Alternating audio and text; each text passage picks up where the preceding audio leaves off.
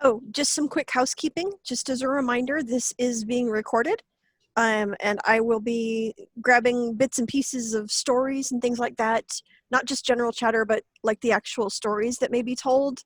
I'll be clipping those out and posting them to the Historian's Record, the Historian's Archive YouTube channel. So just to let you know. You have a YouTube channel? I do. I did not know we had a YouTube channel. That's awesome. Well, I mean, it's unofficial. It's mine. The Kingdom Historian Office has not been granted one, so I just went ahead and made one. And on it, you'll see clips from the final discussion of the Unstarian Book of Chivalry that was held at Steps 12th Night. I did videos of each segment of that. There's about 20 in total.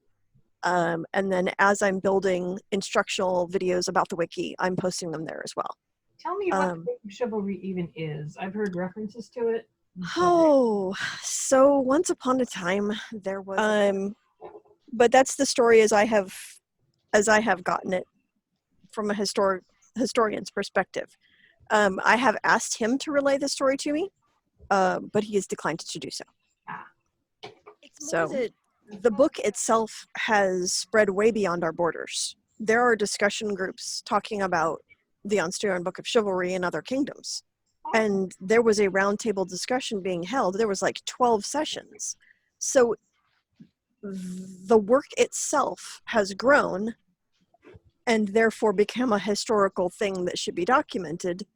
Yeah, that's cool. What are the origins of it is the next question that I always get. And well, I would rather have that from the horse's mouth. that's true. Rather than hearsay. So, hey Violet, what part of Onstario are you from? From Bjornsburg. Well, hello. Where are you? Shirts. We're down by Elmendorf. Oh, okay. That's not far. Nope.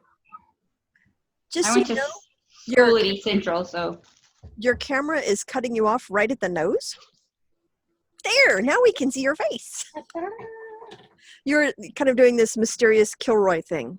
Oh, yeah, no. Sorry. What I'm do cutting you out a pattern at the same time. Could I ask what you're explain working on? to kids who Chivalry was.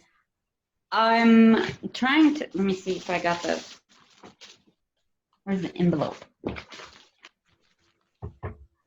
Oh, that's lovely. Ooh. Yeah, I'm relatively new, so I'm trying to make garbs so that when things go back to normal, I have stuff to wear. Didn't somebody, was it you that posted that you had an extra of the pattern or something? Yes. Catherine, Joe's wife, contacted me. She didn't have one, so I'm gonna put it on her doorstep next weekend. I do not sew things. I don't sew. I'm not. And what kills me is when you tell people, "Oh, I don't sew." They're like, "Oh, I can show you how." And I'm like, "No, I am not interested in learning how to sew. I do a lot of things. Sewing doesn't interest me." And someone in the Middle Ages, if they wanted a new dress and they were a count's lady, they would go buy it. So yeah, don't teach me to sew. I just want a dress. I'm learning because I usually just make like baby blankets and quilts. But I have a ton of fabric and a ton of patterns that I always wanted to make. So actually the fabric and the pattern were both lurking in my craft room before I joined the SCAs. Nice. You have found your home. Well, we're glad to have you. Thank you. I'm super excited. So have you had a chance to take a look at the Historian's Wiki? Do you even know what that is? I didn't know it was there. So I will be looking at it. I think it's tireless. And somebody tomorrow is having like a newcomers thing, like SCA 101. So I thought I'd check that out. Your kingdom. I think it's a barony. I think it's the barony from Austin. Oh, Bringalide. Yes. Yeah. Since I'm in Shirts and then I travel to Austin a lot. Oh yeah. I follow both pages, plus the Shires. I used to live in Austin, and I actually remember when Fen and Goth was an incipient shire, and I helped them design their first coat of arms. It's not what they're currently using, but they That's actually cool. they went to what I wanted them to use, but at the time they didn't want to use anything that had a fountain in it. So Mm.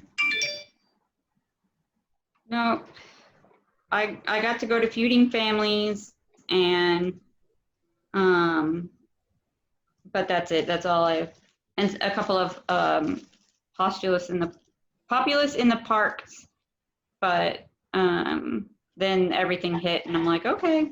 okay, well, Jan's the Knight Marshal. You might have seen him if you were over anywhere near the fighting. Probably. My daughter inconveniently had night classes, I think, so we couldn't come with him. Mm. Yeah, I remember costuming, going to Goodwill stores and the like, and just looking at things that could be slightly modified and maybe would work, you know. And then later on, I joined a household, and they figured members of their household ought to have better clothes, so they, you know, got stuff. It's When my Yeah, I was kids were told to go look at small, curtains when my kids at were Goodwill. babies, I went and bought great big adult size plain t-shirts, a gold one and a red one. Mhm. And I cut them in quarters and sewed the quarters together so that they were party colored. And they were just t-shirts, so I could just throw them on them, tie a belt around them, and they looked somewhat medieval, but I could also throw them in the washer. Yeah, I'm big on, if it's not washer, Yep, it's not going to get worn very much. there you go. So I've made my first apron dress. I got to make a tunic to go underneath. And so that's kind of why I'm doing this one. Even though the pattern has a little bit of a train to it, my mom thinks that she can cut it so that it doesn't have the train. So I can use it as like an underdress too. People that can adapt patterns are like magic to me. It's not my language. I just don't get it. So they're like, Agreed. oh, I don't get it. I do. Yeah, my mom's amazing. I do most of my own sewing.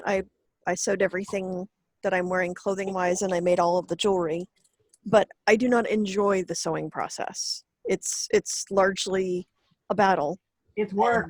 I come out bloodied and angry at the end, but Exactly. I'm working on my beads as well. I have them laid out, but I was like, it's missing something. So I found some bead caps. I'm just waiting for them to come in. Yeah.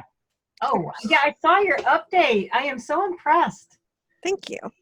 It is really nice. How much So- does this stuff get in the way? I'm sorry? How do your pins hold it? Do you have to get reinforced brooches? The brooches are actually fairly heavy duty. Okay. And the way that I have them strung, it's on a hanger and a fairly stout loop, and then I have a doubled split ring. I have a technical question. Sure. When you're stringing it, Mhm. I assume you either put it on the outside of the pin before you pin it on, or you pin it on and put it on the inside of the pin. Which do you do? I personally put it on first. Okay, so the outside. Yeah. Okay.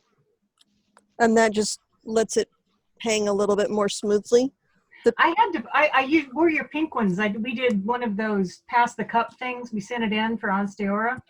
Nice. And your pink ones are the only beads I have right now. So I took them, but they looked stupid when I had them on the inside edge of the pin. So I repinned them to be on the outside.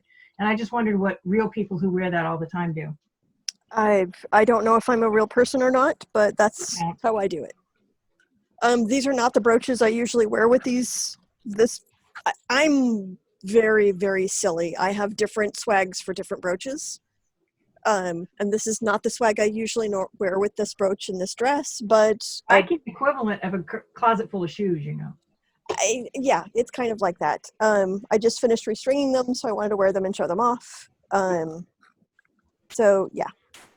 And you use bead wire or just string? I do not use string. Every time I've used a period material like wax to linen, it's broken. Mhm.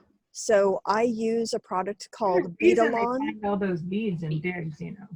It really sucks to try and scoop up all of your beads in the middle of court. Yes. Been there, done that last year, Beltane. It sucked. Okay.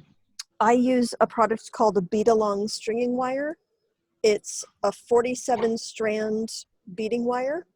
It's a Okay. very strong, but it's extremely flexible.